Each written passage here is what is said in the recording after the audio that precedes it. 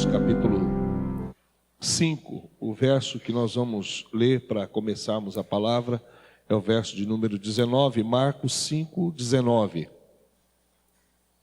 Marcos 5, 19. O Evangelho de Marcos 5, 19 diz: Jesus, porém, não lhe permitiu, mas disse-lhe: vai para a tua casa, para os teus, e anuncia-lhes quão grandes coisas o Senhor te fez e como teve misericórdia de ti. Pode sentar, pode sentar. Eu quero falar hoje sobre valorização, interesse, consideração, importância. Quero falar sobre o valor que nós temos, que o ser humano tem, alguém tem para o Senhor. O título é Jesus ainda se importa. É interessante falar disso. O sexto eu preguei uma mensagem até um pouco parecida com isso. Eu preguei e falei sobre o valor de uma alma, para o Senhor. É quase parecida com isso. Mas é importante, eu sinto que essas mensagens são importantes para esses nossos dias, onde acho que nunca as pessoas se sentiram tão desvalorizadas e sem importância. Acho que as pessoas hoje, elas se sentem tão diminuídas, tão desvalorizadas, sem interesse. Incrível como que as pessoas estão se sentindo hoje. O resultado disso são pessoas que estão cada dia mais ficando doentes emocionalmente falando. Pessoas viciadas, em remédios para se sentir melhor, para ter um bem-estar melhor. E isso talvez dentro de sua casa existem pessoas assim. E nós queremos falar sobre isso, queremos falar que essas pessoas são importantes e Jesus tem uma grande importância, um grande valor por essas vidas que sofrem e que passam por situações assim. E esse texto que eu quero discorrer um pouco com vocês, eu quero começar a partir do verso 35 do capítulo 4, para nós entendermos aquilo que a palavra vai ministrar sobre o nosso coração. No verso 35 do capítulo 4, eu quero retalhar ele aí, discorrer um pouco bem tranquilo para a gente aproveitar o máximo desse verso 35 e tirarmos proveito de muitas coisas aqui. O texto começa dizendo: e naquele dia, aquele dia, que dia era esse? Que dia era esse que Marcos procura relatar no seu evangelho? O que estava acontecendo naquele dia de diferente? Olha, nada de especial. Era um dia comum, um dia onde Jesus estava dando curso ao seu ministério. E é interessante que tudo que Jesus fazia era, na verdade, impulsionado por um projeto de Deus, E Atos fala que Jesus fazia tudo guiado pelo Espírito e realizava tudo pelo dedo de Deus, que é o Espírito. Então, esse texto fala que naquele dia, esse dia, ele se tornou importante.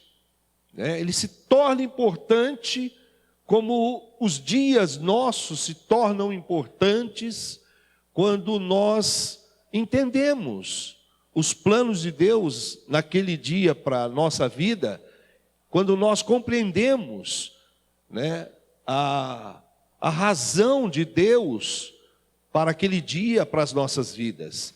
Todos os dias, na verdade, eles são importantes, eles têm uma importância muito grande. Não existe dias iguais.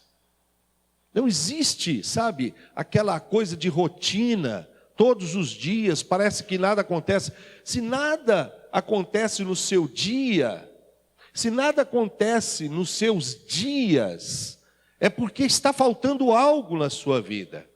É porque está faltando, talvez, a presença de Jesus, que é aquele que traz para o nosso dia, para o nosso dia a dia, os milagres, traz para o nosso dia a dia as realizações de Deus, como ele falou aqui no texto que nós abrimos, quando ele disse: o Senhor fez grandes coisas nesse dia pela sua vida, teve misericórdia de você. Então os nossos dias, eles podem passar de algo que é comum para grandes coisas e para grandes visitações de Deus. Isso nós sabemos, nós vivemos isso na nossa vida. Aquele dia era um dia comum, sim, até que o Espírito Santo tocou no coração e na mente do Senhor, fazendo com que o coração e a mente dele focasse em uma outra pessoa que estava do outro lado do mar onde o Senhor estava. Veja como é as coisas. Veja como Deus faz as coisas. Jesus estava de um lado do mar, e de repente o Espírito Santo naquele dia, já era um dia onde ele tinha trabalhado o dia todo, havia feito maravilhas, milagres, ele tinha realizado grandes coisas, mas ainda existia uma obra a ser feita. E o Espírito Santo moveu o coração dele para aquele dia, para aquele homem que estava ali. Aquele homem, quem era aquele homem? Aquele homem era um homem que não vivia. Você vai ver daqui a pouco. Era um homem que não vivia, porque era um homem que estava condenado a uma existência, porque ele estava preso ali por demônios, que na verdade faziam com que ele vivesse uma vida sem futuro, uma vida sem sonhos, uma vida sem nada, sem esperança, sem nada. Esse era o homem que Jesus começou no coração e na mente, visualizar. Esse era o homem que estava do outro lado. Um homem que não tinha nenhuma perspectiva, absolutamente nenhuma. Era um homem que não tinha nenhuma esperança no coração para aquela vida dele. E ele estava vivendo aquele dia, e Jesus estava vivendo os seus milagres com os seus discípulos, e aquele homem vivendo aquele dia. Para aquele homem, aquele era mais um dia comum, um dia vazio. Para aquele homem que Jesus iria visitar, era um dia sem alegria, era um dia sem paz. Era um dia que na verdade era um verdadeiro inferno. Como para muitas pessoas o dia que ela passa é um inferno. Você pergunta para as pessoas e você fica horrorizado quando ela responde: meu dia é um inferno, esse dia está um inferno. Você às vezes pergunta para a pessoa: vai tudo bem? Ou você te encontra com alguém e diz: bom dia, está tudo bem? Bom dia por quê? Tudo bem por quê? Parece que são pessoas que não têm sonhos, parece que são pessoas amargas, parece que são pessoas que a vida tirou delas a alegria, a vida arrancou delas a doçura da vida. É incrível como existem pessoas assim, e esse homem era igualmente essas pessoas. Esse homem vivia longe, do outro lado. E Jesus então começa a voltar o seu coração, voltar a sua mente, demonstrando assim que não existe excluídos no plano de Deus, demonstrando assim que Deus não excluiu ninguém, que Deus na verdade tem planos para todos, que Deus é um Deus de graça e de misericórdia, que a misericórdia do Senhor se estende a todos, aqueles que creem, aqueles que abrem seu coração, eles são alcançados pela graça e pelo favor de Deus. Esse homem para muitos era um excluído, esse homem para muitos era alguém que jamais teria possibilidade, chance de ter uma outra vida, de ter uma vida de sonhos, de ter uma vida de paz, de viver os seus dias não um inferno, mas de ter os seus dias vividos como o céu aqui, como nós podemos, na oração do Pai Nosso, Senhor, venha o Teu reino no nosso dia a dia, o Teu reino no nosso dia, cada dia. Nós somos aqueles que vivemos o reino de Deus no nosso dia. O reino de Deus, Paulo explica aos romanos, dizendo que o reino de Deus é paz, é justiça, é alegria no Espírito Santo. Por isso que o cristão não pode ser triste. Por isso que aquele que conhece a Deus deve ter o seu dia cheio de festa. Porque no dia dele tem a paz, porque no dia dele tem a justiça. Porque no dia que ele está vivendo no Senhor, tem alegria no Espírito Santo. É inadmissível aquele que conhece a Deus viver o seu dia triste, viver o dia como se fosse um inferno.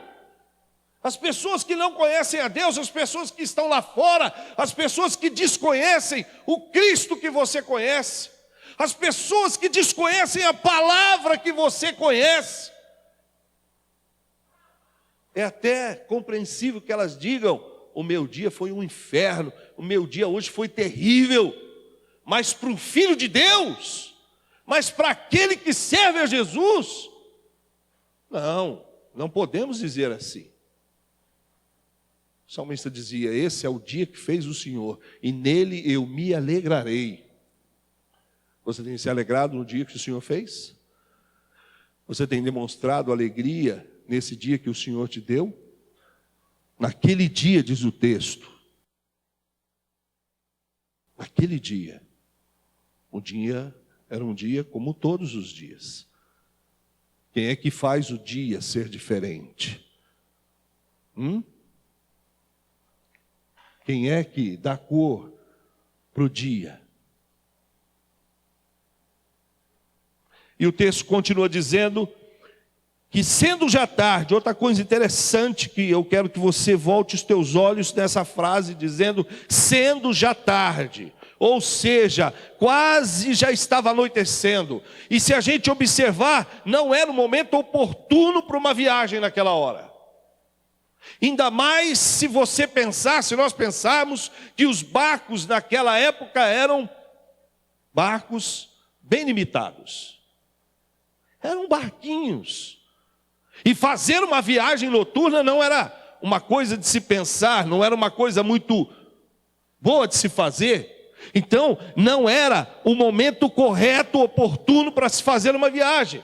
Talvez se tivesse ali um navio, né, como tem hoje, esses grandes navios que fazem esses cruzeiros aí, onde oferece conforto, as pessoas viajam e dentro tem shopping, tem tudo que você pensar. Eu nunca fui, mas o pessoal fala para mim que tem shopping, tem loja, tem um monte de coisa, né? Então, se fosse num desses cruzeiros aí, quem sabe, né? Até, mas viajar num barquinho sem conforto e passar do outro lado, já sendo tarde. Olha a expressão que diz sendo já tarde. Não, se está aqui é porque o Senhor quer que a gente olhe com os olhos e perceba que por trás disso existe algo que o Senhor quer nos ensinar, sendo já tarde. Ou seja, tudo estava contribuindo para que Jesus esperasse até o outro dia. Tudo estava contribuindo para que você, deixasse aquilo que você tem de fazer para uma outra oportunidade. Aquela decisão que você tem que tomar para uma outra oportunidade. Às vezes tudo coopera e tudo anda para que você tome a decisão que você precisa tomar em relação à sua vida profissional, ao seu casamento, à sua vida com Cristo, para que você deixe para uma outra oportunidade. Sempre é assim. Sempre é assim. Esses dias eu estava até contando a experiência de Dele Moody, que foi um dos maiores evangelistas que o mundo já conheceu, e Dele Moody pregou um sermão maravilhoso sobre o que faremos de Jesus chamado Cristo. Lembra daquela pergunta que Herodes faz para as pessoas que estavam lá, dizendo: crucifica-o, crucifica-o. Herodes faz essa pergunta: o que farei de Jesus chamado Cristo? O que vocês querem que eu faça? O que vocês vão fazer desse Jesus chamado Cristo? Moody pregou esse sermão e disse: não me responda hoje. vão para suas casas, voltem domingo que vem e me traga a resposta. Isso foi no domingo. No domingo para a segunda pegou fogo em Chicago, muita gente morreu e ele se sentiu profundamente culpado, porque muita gente não pôde decidir, e ele se sentiu culpado porque gente morreu sem tomar uma decisão por Jesus. Às vezes nós deixamos decisões, adiamos coisas importantes na nossa vida. Era importante Jesus chegar do outro lado o mais rápido possível, porque ninguém sabia o que poderia acontecer com aquele moço, ninguém sabia o que poderia acontecer com aquela alma. O estado que ele estava vivendo, nós vamos ver hoje, no decorrer do texto, era um estado terrível. Talvez poderia ser o último dia dele, talvez Satanás estivesse tramando um plano para destruir a vida daquele moço naquela noite, naquele dia. Ninguém sabe, o fato é que Jesus não quis esperar para o dia seguinte, não quis tomar a decisão de ficar ali aguardando uma oportunidade melhor, quem sabe o outro dia, mas ninguém sabe o que o outro dia pode reservar para nós. E se no outro dia amanhecesse com uma tempestade muito violenta e forte?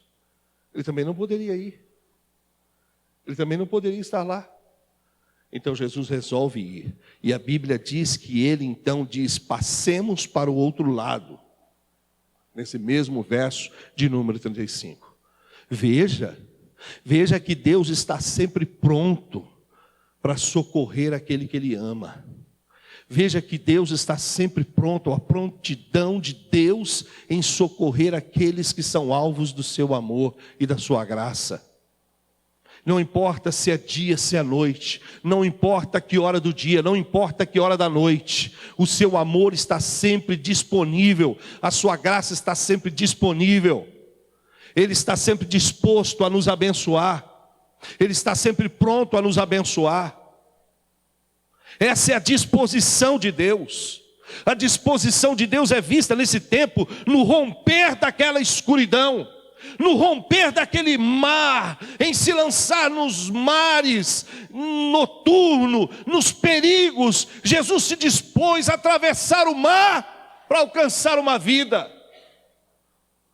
Jesus se dispôs ali a romper aquela escuridão para alcançar alguém que estava lá do outro lado. Olha a importância de alguém para Jesus. Olha a importância que os céus dão para a vida de um homem, de uma mulher, de alguém que precisa de socorro, que precisa de auxílio do céu. Ele não mede esforços para te abençoar. Ele não mede esforços para vir até você. O Senhor já mostrou isso, já provou isso, o quanto Ele fez por você. Ao vir naquela cruz, enfrentar todos aqueles demônios, entregando ali a sua vida por cada um de nós. Ele enfrentou o inferno por você. E porque Ele te ama, porque Ele me ama, porque Ele nos ama.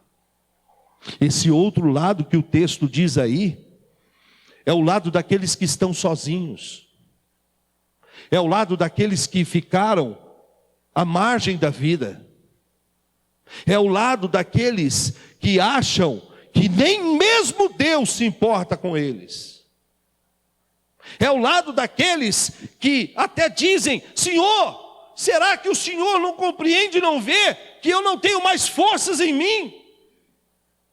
Talvez um dia você já se sentiu assim, ou talvez você esteja se sentindo hoje assim.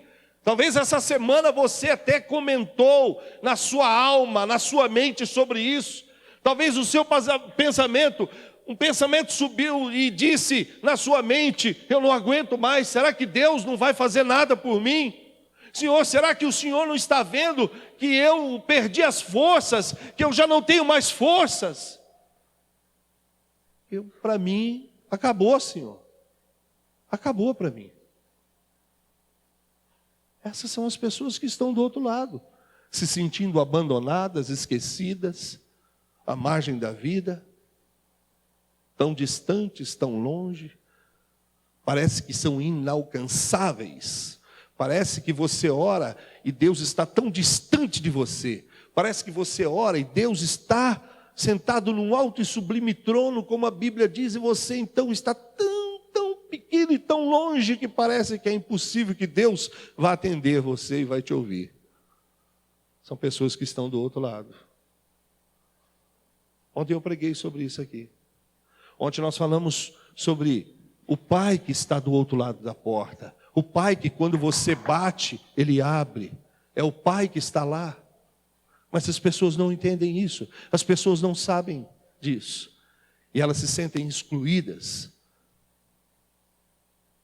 Se sentem sem cobertura. Como é que você está se sentindo hoje? Sem cobertura? Distante? Como é que você está se sentindo? Como está a sua alma hoje sozinha? Parece que Deus não se importa, o pastor não se importa, os irmãos não se importam, ninguém se importa. Ninguém se importa comigo. Ninguém se importa. Ninguém se importa pela minha vida. Ninguém se importa. Você acha que alguém vai olhar para mim? Você acha que alguém vai voltar a sua atenção para mim? Todos estão ocupados, o pastor está tanto ocupado, a pastora está ocupada, está viajando. Ixi, quem vai olhar por mim? Quem vai olhar por mim? Existe um que é apaixonado por você e que não tira os olhos de você. A palavra diz que você é a menina dos olhos dele.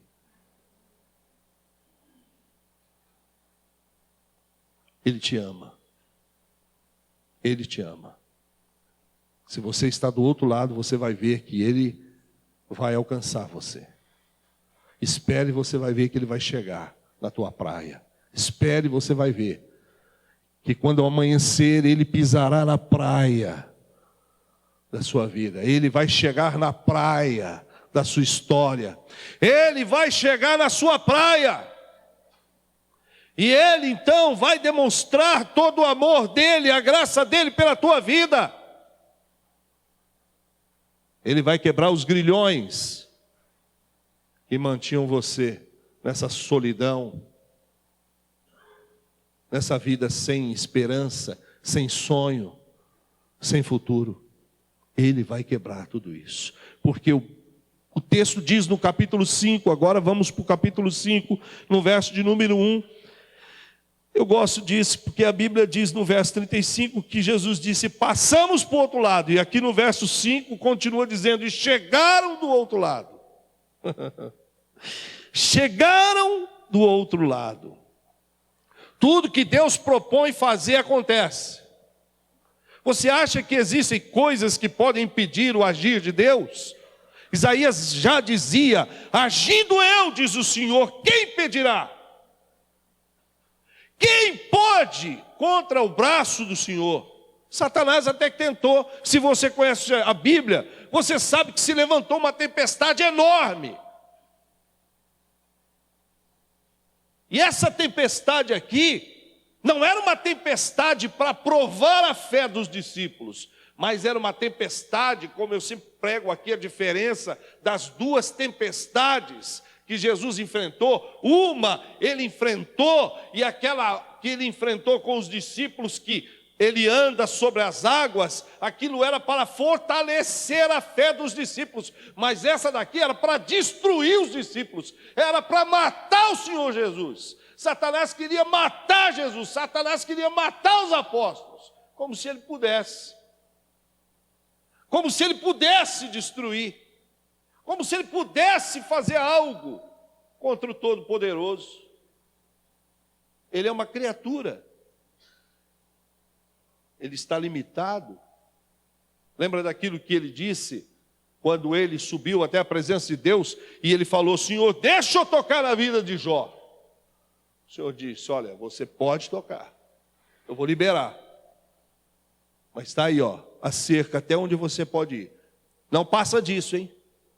Satanás, como dizia Lutero, é um cachorrinho ali, ó, com uma coleira no pescoço, nas mãos de Deus. Ele não faz nada além daquilo que Deus determina que ele faça. Que Deus permite que ele faça. Ele é limitado, mas ele tenta, porque é isso que ele faz de melhor. E as suas tentativas são frustradas, porque ninguém pode tocar no ungido, porque ninguém pode tocar no ungido do Senhor, e lá estava o ungido do Senhor. Jesus estava dormindo, os discípulos apavorados, porque a tempestade começou a entrar para dentro do barco, e o barco começou a se encher de água, e os discípulos disseram: Senhor, acorda! O Senhor não está vendo que a gente vai morrer? Jesus disse: não, ninguém vai morrer não, eu tenho que chegar do outro lado. Tem um camarada do outro lado lá, que eu preciso chegar lá. Eu preciso libertar ele, eu preciso mostrar para ele que ele tem valor, que ele é importante. Eu preciso chegar do outro lado lá, porque eu quero libertar esse homem desse cativeiro que ele vive. Pode ficar tranquilo, ninguém morre aqui hoje não. Ninguém vai morrer, volta a ficar todo mundo tranquilo. E a Bíblia diz que Jesus repreende. Ele não falou com o mar, ele não falou com as ondas, ele não falou com o vento como da outra vez. Dessa vez ele repreende. Significa que você repreende algo que é do diabo, não de Deus. Por isso que essa tempestade é diferente. Ele repreendeu, ou seja, era algo do maligno. Da outra vez, ele fala com o vento. Ele ordena o vento: acalma-te. Era diferente. E então a Bíblia diz que eles chegam do outro lado. E é tão difícil para quem está do outro lado acreditar que alguém se importa com ele. É tão difícil, irmão. Quem está do outro lado acha que ninguém se importa com ele. Ninguém se importa com ele. Como você está hoje? Como está a sua alma? Como está o estado do seu interior? Você está convicto ou está cético? Convicto? Ou você está cético, duvidando, não crendo que algo vai acontecer, que algo pode acontecer? Não, o estado que eu estou, não existe mais jeito, não tem mais como. Eu já alcancei um nível já que é impossível haver uma reversão nessa minha vida. Porque você não conhece o texto. Porque o texto fala que quando eles chegaram do outro lado, o que Jesus viu? Ele viu um homem que tinha um espírito imundo, diz o verso 2. Você sabe o que é um homem com espírito imundo? É alguém destruído. Ninguém é mais destruído do que alguém que tem um espírito imundo. Eu já tive a oportunidade, o pastor Joel que está aqui, de expulsarmos vários demônios. Aqui já houve época que fervia aqui. Parou isso.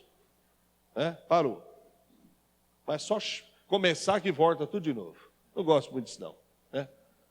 Esse ministério não é muito bom para mim. Mas já vivi muito isso, já enfrentei muito.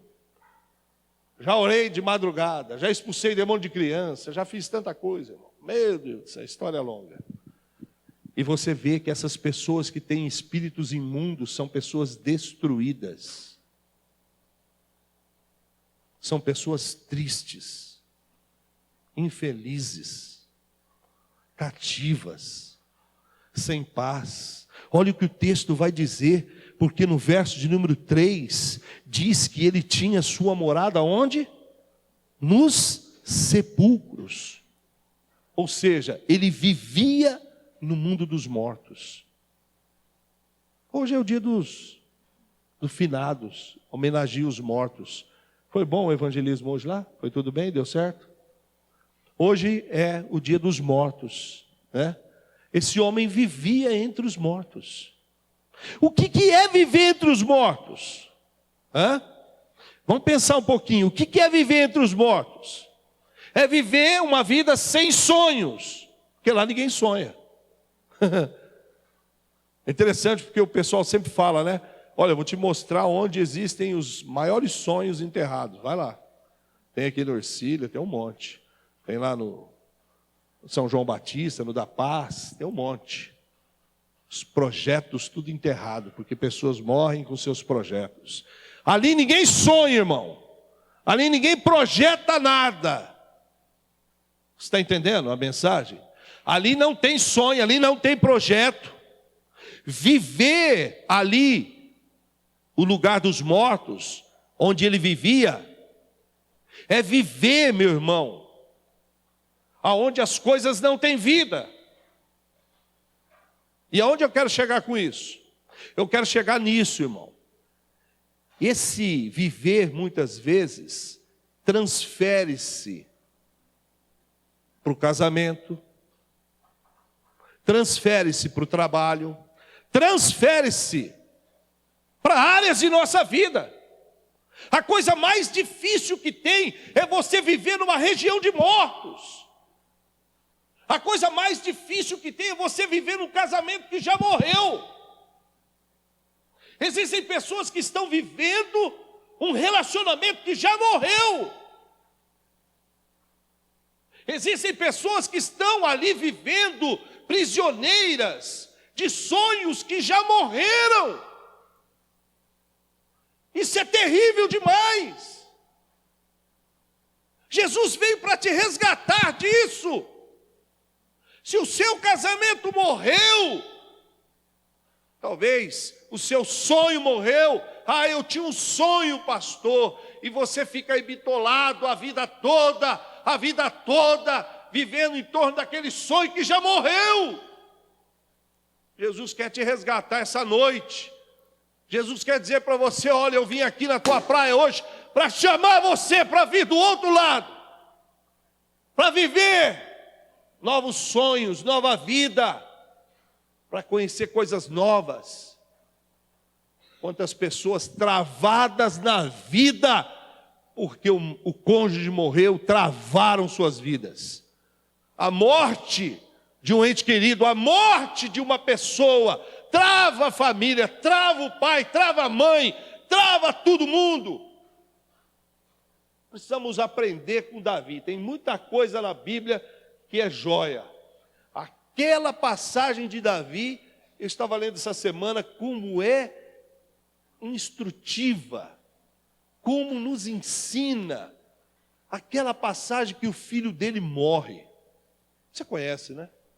Acho que é 2 Samuel 12, se eu não me engano. Marca aí para você ler.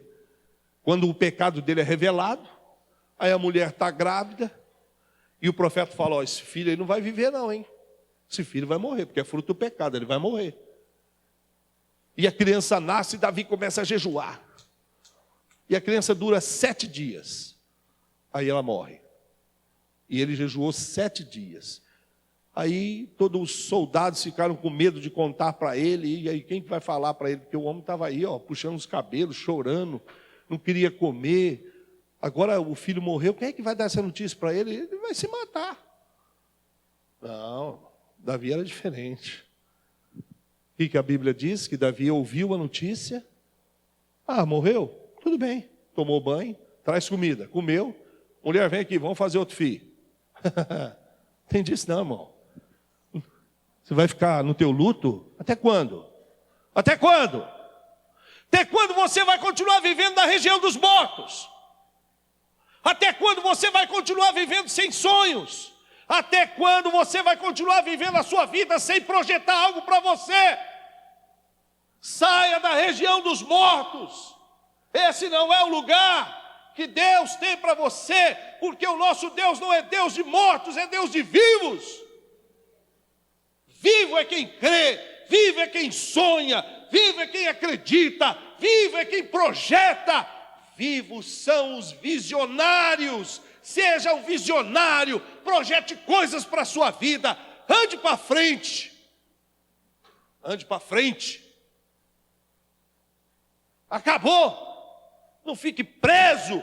Não sei, o texto não fala, mas o que levou aquele moço a ficar prisioneiro de Satanás? Talvez uma depressão, talvez uma angústia, talvez o ódio de alguém.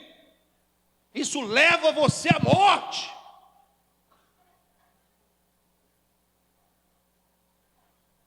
Se livre disso, irmão. Antes que Satanás transforme essa sua depressão numa cadeia, em grilhões, e faz a sua alma viver num cemitério, num sepulcro. Libere esse perdão logo, antes que Satanás faz desse ódio seu um cativeiro e vai manter você preso no seu sepulcro. Uma vez eu li uma frase que eu guardei e nunca mais esqueci. E serve muito bem para o texto de hoje. Não sei de quem é essa frase. Mas eu achei tão interessante, falei, eu vou guardar essa frase. O cara dizia assim: quando eu morrer, eu quero estar vivo. Como assim? Quando eu morrer, eu quero estar vivo. Pensei, falei, genial. Que tem gente que morre antes de morrer, não vive mais. Olha aqui, alguém que estava morto antes de morrer. Quanta gente que está aí, você acha que está vivo, está andando, são zumbis. Isso é um verdadeiro The Walking Dead. Você vai na cidade aí, um monte de zumbi, gente sem sonho, sem esperança, gente sem vida, gente sem alegria, gente sem paz. São mortos. Como o texto chama essas pessoas aí fora? Mortos. Mortos. Esse mundo é mundo de mortos. Deus te chamou para viver. Deus te chamou para sonhar. Deus chegou na sua praia um dia para tirar você. Por que você ainda não saiu? Por que ainda você persiste em ficar aí? Nessa região morta. O verso número 5, nós já temos que andar, por causa do horário, diz que ele andava sempre de dia e de noite. Quando você lê isso, o que você imagina? Olha o que é uma pessoa perturbada, olha o que é uma pessoa endemoniada, olha o que é uma pessoa possuída por um espírito maligno. A Bíblia diz que ele andava sempre de dia e de noite. Isso demonstra que ele era dominado pela inquietação. Uma pessoa que é dominada pela inquietação é uma pessoa que não descansa, é uma pessoa aflita, agitada, não tem descanso, não tem.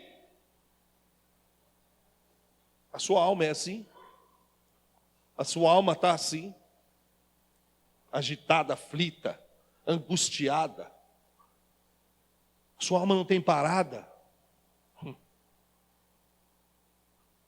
O texto diz, no descansar, no sossegar, está a sua salvação, está a vossa salvação, na quietude.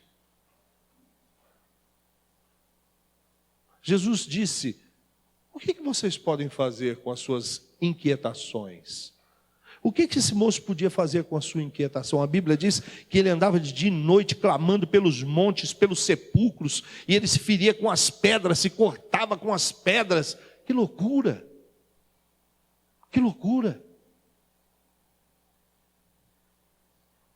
Que loucura! Inquietação. E a Bíblia diz que no verso de número 6, diz que quando ele viu Jesus, eu vou te fazer uma pergunta que eu fiz para mim mesmo. Diz o texto que quando ele viu Jesus, ele correu e adorou. Aqui está falando do homem ou dos espíritos? Porque no verso 7 diz, e clamando em grande voz, disse, que tenho eu contigo, Jesus. Aí já era o demônio. Quem que se prostrou e adorou?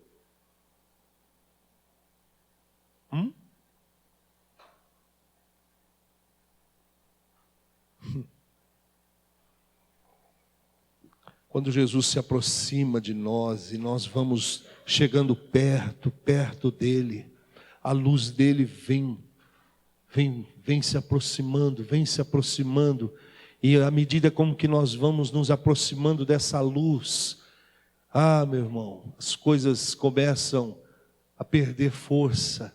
Aquilo que dominava sobre nós, aquilo que exercia o domínio sobre a nossa vida começa a perder, as amarras começam a ser soltas, os grilhões começam a trincar, a se quebrar, pela aproximação desse maravilhoso conselheiro, Deus forte, príncipe da paz. Chegue perto desse Jesus.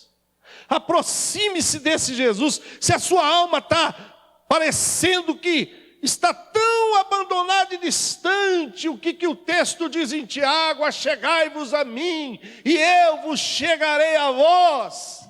Chegue-se a Ele, vá até Ele, encurte a sua distância entre você e Deus. Será que você não percebe que você está longe dEle?